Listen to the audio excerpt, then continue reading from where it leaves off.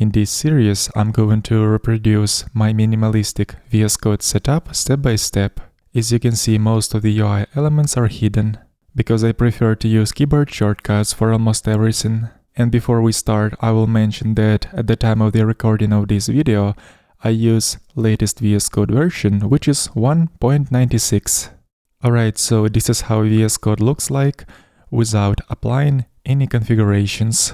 We are going to add settings directly inside VS Code configuration file, which can be opened by using Command Palette. We can open this Command Palette by pressing Command-Shift-P on macOS or Ctrl-Shift-P on Windows. And here we'll choose Open User Settings JSON option. This is the configuration file where we're going to add all our settings. So the first option that I'm going to add in here will be responsible for setting up color theme. I will use Aura Dracula Spirit Soft theme. And firstly, we have to install the extension of this theme. So let's switch over to the extensions panel. We can open up extensions panel by running view show extensions command inside Command Palette. And here I will look for the theme called Aura Dracula Spirit. And let's go ahead and install this theme. I will select the second variant of this theme called Soft. And right away we're seeing how VS Code look is changed. And now I will mainly hide all the UI elements. So let's start from this panel called Activity Bar. And by the way, anytime we do any kind of modifications to the file with settings, we have to save it first in order for those changes to take effect. After I press save, we can see that Activity Bar disappeared. Next one, I'm going to hide this panel with tabs. Let's save configuration file once again, and tabs disappeared as well. Once again, I use keyboard shortcuts to navigate throughout the project, so I don't use that tab bar. The next setting, status bar visible, allows us to hide the following status line at the bottom of the editor. The startup editor allows us to configure what will be displayed once we're gonna open up VS Code. I prefer to not show anything, so instead we're only going to see VS Code logo, which looks like this, when there will be no files opened. Also, this screen by default shows some keyboard shortcuts.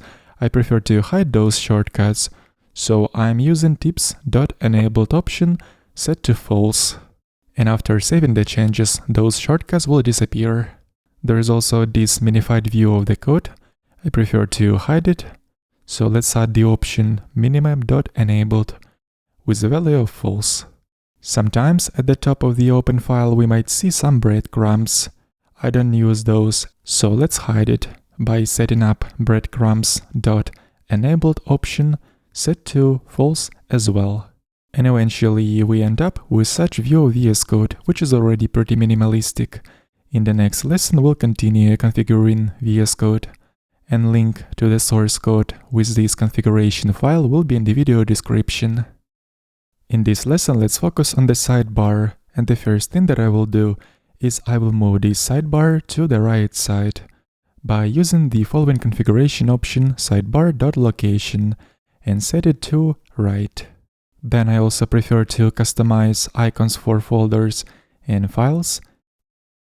To do so, I'm going to install the following extension called Material Icon Theme. So let's install this extension and activate these icons.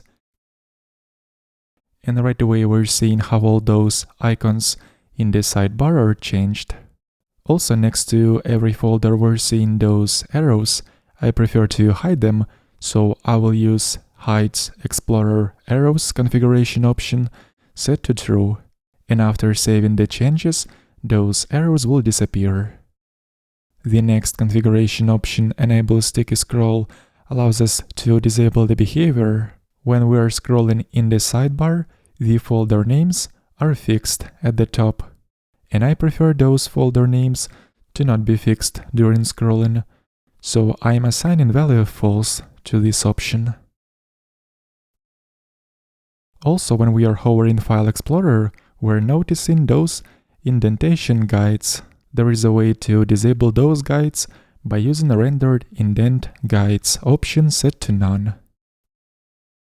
The next configuration option 3.indent allows us to set the amount of spaces that denote nesting levels.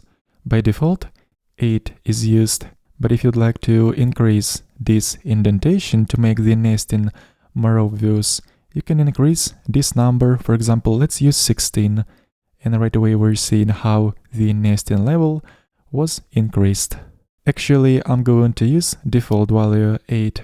The next option is called compact folders, and what this option does is the following. If I'm going to create a couple of folders, one inside the other, and then put some file within the second folder called B, just because folder named A does not have any files besides folder called B, VS Code shows those folders in such compact view. But I prefer to always show folders by using the default view, so let's disable this behavior. And after saving configuration file, we're seeing how that folders view has been changed. Also, we can drag files and folders around inside File Explorer, and whenever we wanna drag some file in another folder, we are asked for confirmation. So to avoid this confirmation, we can add the following configuration option, confirm drag and drop, and set it to false. And after this, we're not gonna be asked for confirmation when dragging folders and files around. The same goes with file deletion via File Explorer. When we'll try to remove files from File Explorer, we will not be asked for confirmation if we'll set confirm delete option to false. The next option called decorations.pages. I'm gonna set it to false, but before saving this file, let's open up another file and make some syntax errors in here. And right away we're seeing that some indicators appear next to those file names inside File Explorer that have errors. So by setting that configuration option decorations.pages to false, those indicators will be hidden. Next, if we use version control system in our project and we do some modifications that are not yet committed, the file name with changes will be highlighted with different color in the File Explorer. I will disable this behavior and set this option decorations.enable to false. After saving the changes, we're seeing that that file in File Explorer is no longer highlighted. Let's keep modifying VS Code configurations in the next lesson. Sometimes I like to make all UI elements a little bit bigger, especially when recording videos, and that is why I'm using zoom level option set to 3. After saving the changes, all UI elements will be increased in size. Moving on, the following two options are responsible for configuring the title bar of the editor. And just because this title bar takes up most of the space, besides the sidebar, I prefer to make it more compact, and to do so we're going to install another VS Code extension, which allows us to customize VS Code UI even further. The extension is called Custom UI Style, so let's search for this extension and install it. After the installation is complete, I'm going to paste the following chunk of code. This is one of the configuration options that extension provides us with, and it allows us to change the look of the title bar. And please note that anytime we're going to modify settings of this extension, we always have to restart VS Code in order for those changes to take effect. And after the restart, we're seeing how the title has been changed. It definitely has become a lot more compact. And these two configuration options, X and Y, allows us to set the position for window management buttons. I'm talking about those traffic light buttons at the top left of the window. So if we'll set them to 50, both coordinates X and Y, don't forget that anytime we modify custom UI style settings, we have to firstly confirm those changes and restart VS Code.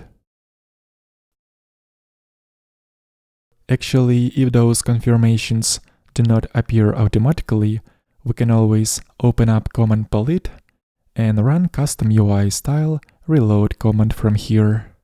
Then those confirmations should appear. Let's agree with them. And on the next VS Code start, we can see the difference. But of course, it doesn't look good just yet because title of the file is kind of behind those traffic light buttons. So I'm going to fix it in the following way. Custom UI style extension also allows us to apply styles to individual UI elements by using CSS syntax. For that, I'm going to create style sheet object right here and paste the following entry. This is basically CSS selector, which selects the title and applies padding left property, so the title will be shifted to the right side by 60 pixels. And to pick proper element, we can always inspect it by using developer tools that can be opened by pressing Option Command I on macOS, or we can always open up Command Palette and run Toggle Developer Tools command, and those DevTools will appear. So in here, just like in Chrome browser, we can inspect any element to pick proper selector and test if the property that we are going to apply will actually make the difference. And once we're satisfied with the changes, we can use the proper CSS selector within this style sheet object and override some styles for a particular element. Do not forget that just because those configurations belong to custom UI style extension, we have to confirm the changes first, and on the next VS Code start, they will be applied. And finally, last configuration that I'm going to add in this lesson will be responsible for changing the editor font. I'm going to use font called Mono. So let's save this configuration file, and on the next start, we can notice that the font used inside File Explorer as well as the font inside the title bar has been changed. But before applying particular font, that font has to be installed in a system. I'm going to leave a link to Mono font in the video description. In this lesson we will be doing a lot of style modifications to the VS Code look. And for that we're fully going to use custom UI style extension and its ability to override element styles. We have already added one override related to styles in a previous lesson, which shifts title to the right by the 60 pixels. And now we're gonna follow the same approach and override a few more styles. But if we're gonna add overrides one by one and save configuration file every time after each modification, we're gonna have to reload VS Code every time. So firstly, I'm gonna add all necessary overrides that I wanna do, and at the end of this lesson we'll restart VS Code and see the result. Alright, let's get going. Sometimes there is a little block that appears at the bottom right corner of the screen, and this window has shadow. I prefer to get rid of that shadow, and that is why I'm adding this override in here. Next, Command Palette box also has shadow, so I will apply the following modification, which is going to get rid of that shadow around Command Palette. Then I'm going to move this Command Palette down to position it almost in the middle of the screen. Next one, I'm going to hide the scroll bar inside this Command Palette.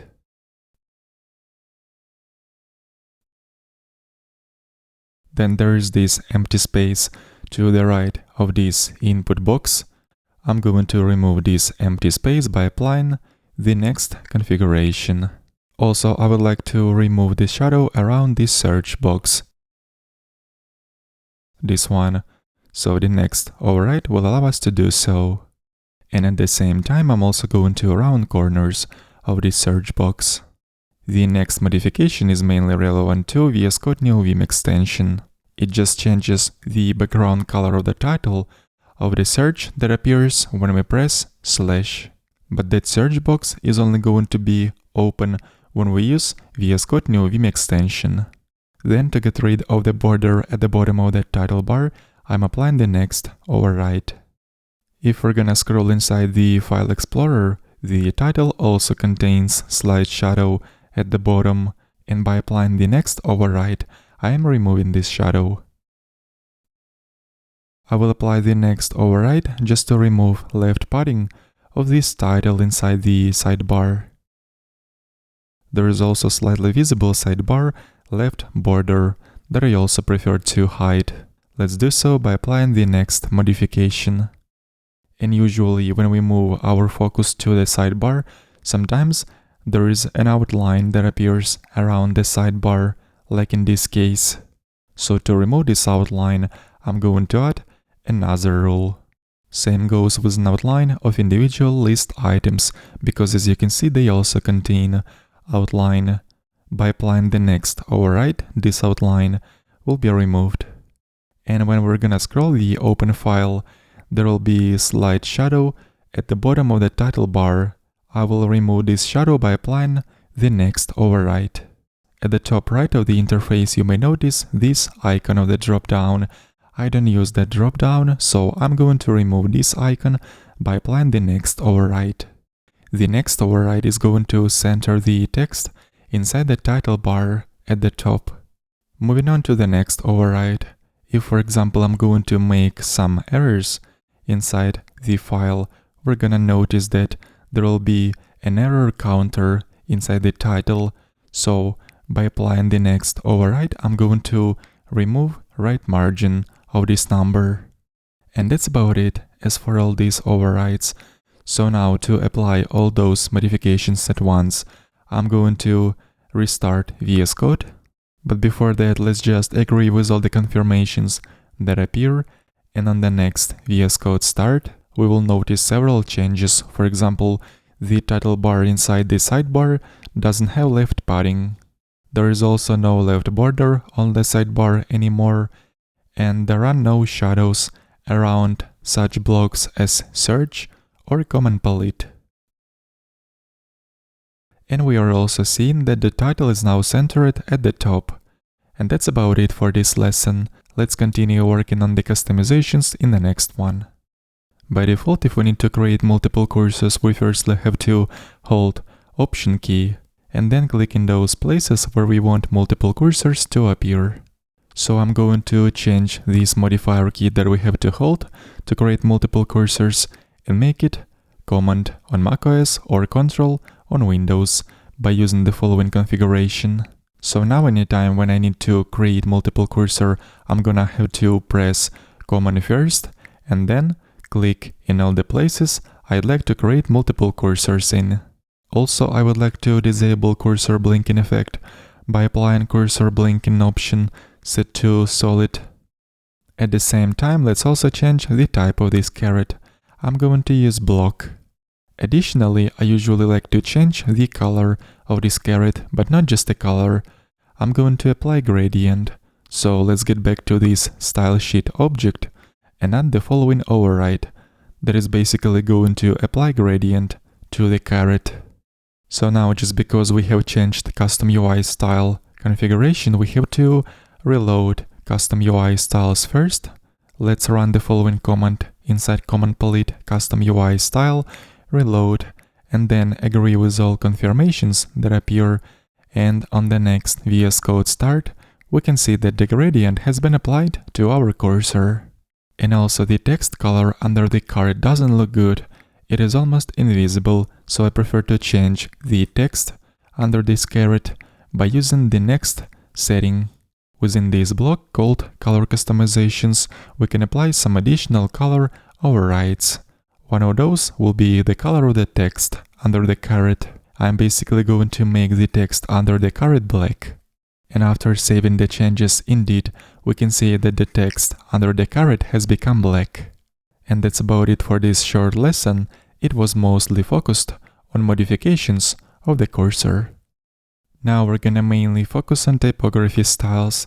First of all, I'm going to change the font of the editor by applying font family configuration option, and I'm going to use the same font for the code that I already use for the rest of the UI elements, called Denk Mono. Let's also increase the size of the font. I'll set it to 14 pixels, and sometimes, if certain fonts support it, it may combine several characters into one character. And to enable this feature, I'm going to set font ligatures option to true. And now if I'm gonna type in some sequences of symbols, for example the following ones, we can see that those get grouped, and instead of showing separate characters, they are shown as one symbol. And those are called font ligatures. Next one, I usually prefer to make line height bigger. Let's use 2.5 for the line height option, and after saving the changes we can see the result. The line height has become much bigger. And by applying the next configuration block called token color customizations, I'm basically making the font inside comments to be italic. Let's check it out. I will put some comment in here. And we're seeing that the font is indeed italic. And those are all configuration options that I wanted to apply when it comes to typography. Let's continue applying modifications in the next lesson, and the link to the repository with this configuration file will be in the video description. We can see that sometimes some parts of the code get fixed at the top of the file, and by applying the following configuration I'm basically disabling this behavior, so none of the code will be fixed anymore. As for the next option, color decorators, vscode shows color indicators next to the color codes. For example, if I'll open up CSS file and add some rule in here, that is basically going to apply background color to the body element, we can see that the color indicator is shown right next to the color code. I usually hide those decorators by using the following configuration option, and after saving the file, we can see that color decorators are no longer visible. I also prefer to disable code lens, and code lens is the feature which sometimes shows some action buttons in between code lines, depending on the context. For example, if we'll switch over to package.json, in between some of the lines we can see this debug button, and that is the effect of that code lens feature. So after disabling that feature, this debug button will no longer be visible. Also, by default, VS Code adds underline to all links, so if I'm gonna type in the link in this file, right away it is underlined. And by the way, when we press Option and click on this link, it is going to open up this link in the browser. I'm going to discard this behavior by simply applying links option set to false. So now links will no longer be underlined. The next option, match brackets, is responsible for highlighting, opening or closing brackets or braces. So if I'm gonna put the cursor on top of the opening or closing brackets, the other bracket will also be highlighted. So to disable this highlighting, I'm applying match brackets option with the value of never. The next option is called parameter hints enabled, and it's responsible for showing parameter info when we're gonna type in the method name or function name, and as soon as we start adding arguments to this function call, we can see that this hover tooltip appears with parameter info, so that option parameter hints enabled will disable this hint if we'll set it to false. Anyway, I can show that hint anytime I want by simply using keyboard shortcut. Let's add the next option called light bulb enabled. Sometimes when we write code, we can see that light bulb icon appear with a list of actions that we can perform on that code. But just because this list of actions can be opened by simply using keyboard shortcut, I'm going to disable the automatic appearance of this light bulb by assigning value of to this configuration option. Usually VS Code shows some blocks with information when we hover over on particular elements, and it does it when we hover almost on any element. So to prevent those info blocks to appear when we hover on the elements, I'm gonna add hover.enabled option set to false. After this, those info blocks will not accidentally appear when I will be moving the cursor on top of the code. Another useful option is trim trailing white space, and if this option is set to true, then after saving the file, any extra spaces at the end of lines will be automatically removed. So let's save configuration file and try it out. I've added several spaces in here, but after saving the changes, as you can see, all those spaces are gone. Next option is called insert final new line, And according to several coding standards, it is a good practice to add an empty new line at the end of the file, so that configuration option insert final new line will do just that if we set it to true, and we can see that an empty new line was added at the end. And finally, the last option that we are going to apply in this lesson is called scmdiv decorations. And this option is basically responsible for showing indicators related to Git changes. So if I'm gonna make several changes in this file and those changes will not be committed yet, vscode is going to put some indicators next to all those places that have been modified. But just because I'm using different tool to check Git differences called GitHub Desktop, I'm going to hide those indicators by simply assigning none to this configuration option. Let's save the file and make sure that those indicators on the left side of the code will disappear. We no longer see them. The link to the repository with this configuration file will be in the video description. Next one, I'm going to modify line numbers configuration option that is basically responsible for showing up those numbers next to every line. I'm not going to disable them completely, but instead I will use relative representation, which is basically going to show the actual line number next to the current line, the line where the cursor is currently positioned. And all surrounding lines will have numbers that denote how far the particular line is located from the current line. It is very useful if using Vim because Vim allows us to quickly jump to a certain line by simply using a few keystrokes. We'll just have to press the button which specifies direction in which we'll have to move, top or bottom, followed by the line number to which we'd like to navigate to, and right away we're jumped to that particular line. And that is the main reason why I use relative line number representation. But in case you prefer to hide those numbers completely, you can use value of for this option, and those line numbers will be hidden. Next, I will specify how many spaces will be used for indentation. I will use 2. And from now on, if I'm gonna press Tab, the line will be shifted by 2 spaces to the right. One of the features of VS Code is to automatically detect the size of the indentation inside the particular file based on the indentation level that is already used within that file. And then if we'll add additional tabs, the tab size as well as tab style will be dependent on the one that is already used within particular file. I actually don't want VS Code to automatically detect indentation type. That is why I'm adding detect indentation option with a value of false. So this way, no matter which file will open and what indentation level or indentation style will be used in that file, I'm always going to use 2 spaces for indentation. The next option is called show folding controls, and those are little arrows that appear next to lines whenever it's possible to fold or unfold the code, like this. But it is much easier to do with keyboard shortcuts, so I don't use those arrows at all, and I'm going to hide them by specifying value never to this configuration option. The other option is called guides indentation, and this option is responsible for showing some guides to denote indentation level.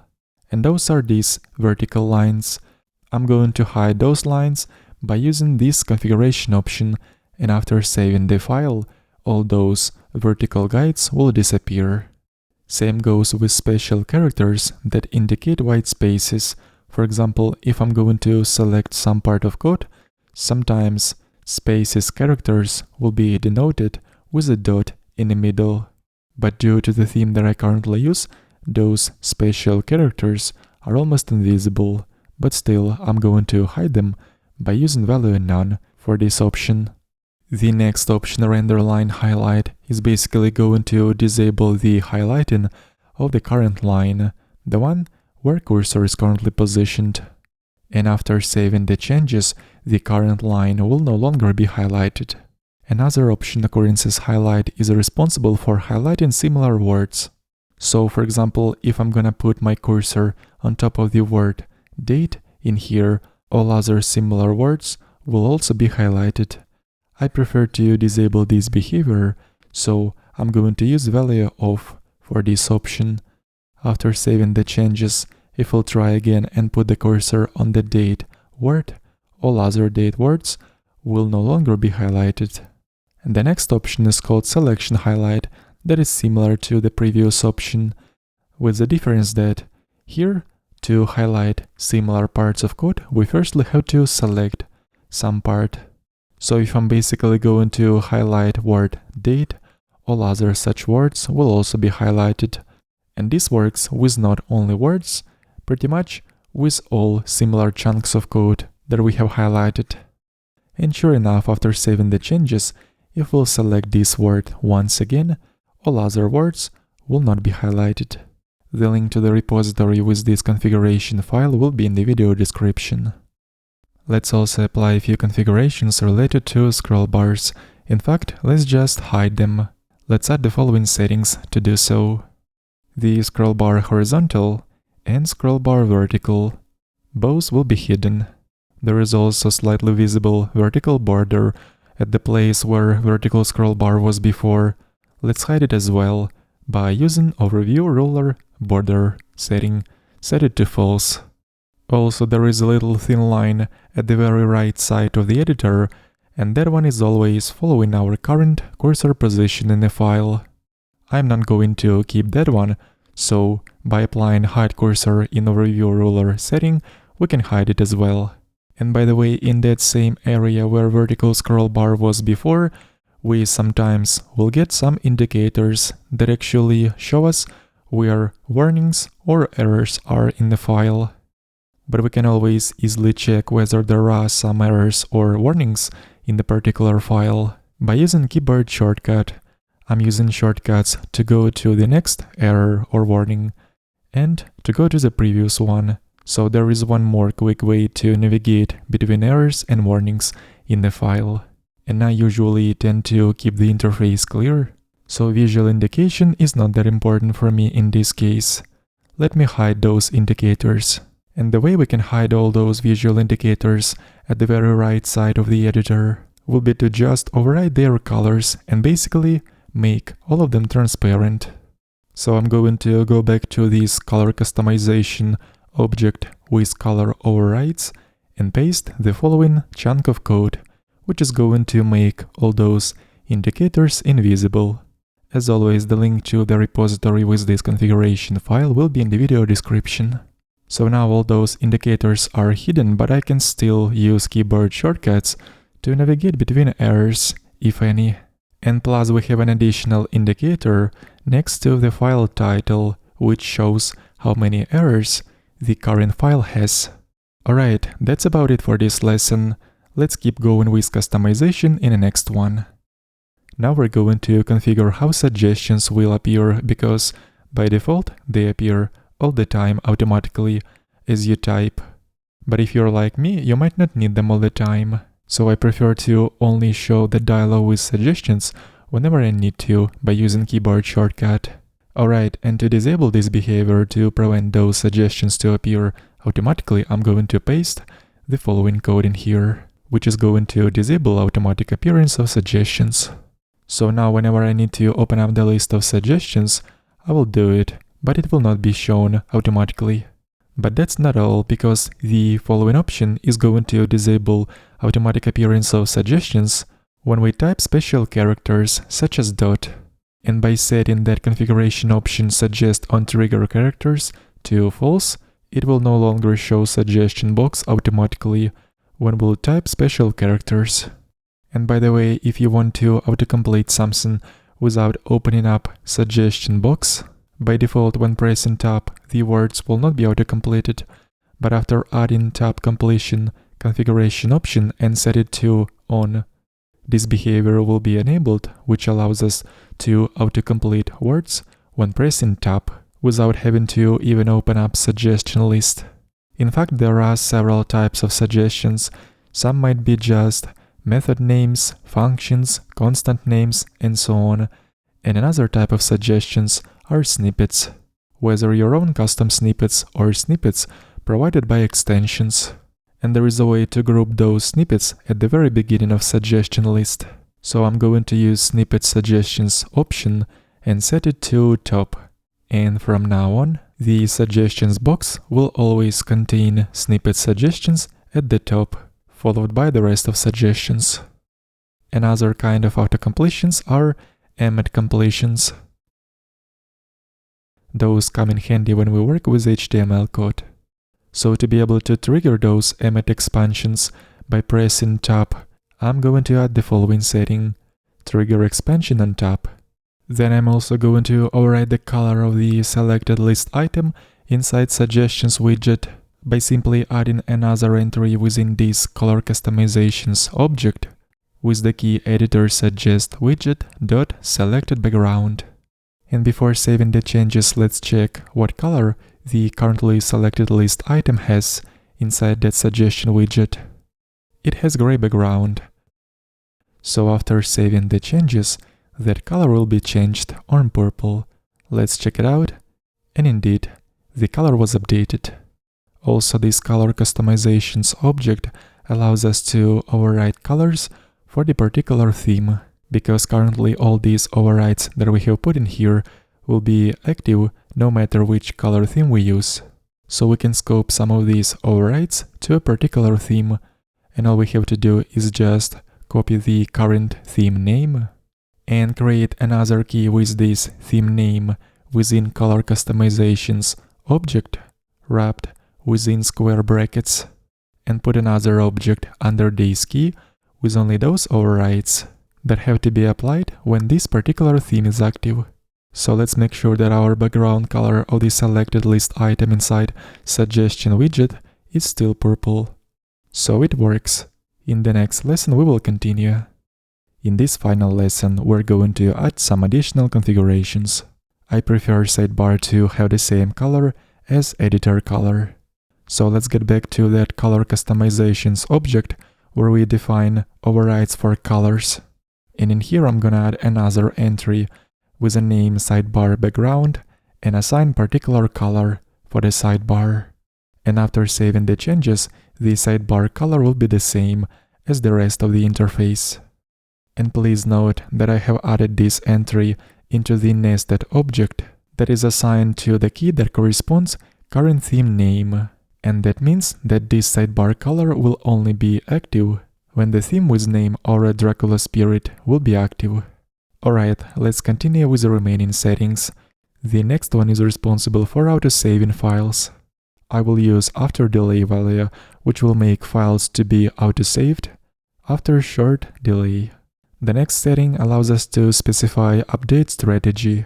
By default, VS Code will be automatically updated, but I'm gonna disable these automatic updates, because sometimes some updates might break compatibility with some of the extensions that I use. So I prefer to update VS Code manually. And the last setting is called Extensions Ignore Recommendations.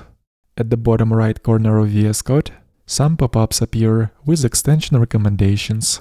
So by adding this setting, I'm disabling those extension recommendations. Some of these settings require VS Code to be fully restarted. And actually, one more thing before we finish, I have noticed that when sidebar is open, sometimes those window management buttons cover part of the file name. Let's fix that by adding one more override into stylesheet object. I'm basically going to add horizontal margins to the block with a file name. Let's save the file, agree with all these confirmations, wait until VS Code restarts, and let's check it out. I'm gonna open up sidebar once again, and this time, as you can see, file name is fully visible. And that's about it. This is our final configuration file. I'm also going to apply auto-formatting to this file. For that, I will use Prettier extension. In the command palette, I'm going to run format document with and choose Prettier option. And this is the final VS Code look. After using it like this for some time, there is a high chance that it is going to make you use keyboard shortcuts much more. And with time, it will become a habit. And if you would like to check out my key binding configuration, there is a separate playlist on the channel called VS Code Productivity, where I configure each of my keyboard shortcuts step by step. And for people who use Vim from within VS Code, there is another playlist about VS Code new Vim extension, where I show my configuration of this extension in details. And for everybody who doesn't know what Vim is, I highly recommend to check it out. Link to the repository with the final configuration file, as well as links to all those playlists that I have mentioned in this video, I'm going to leave in the video description.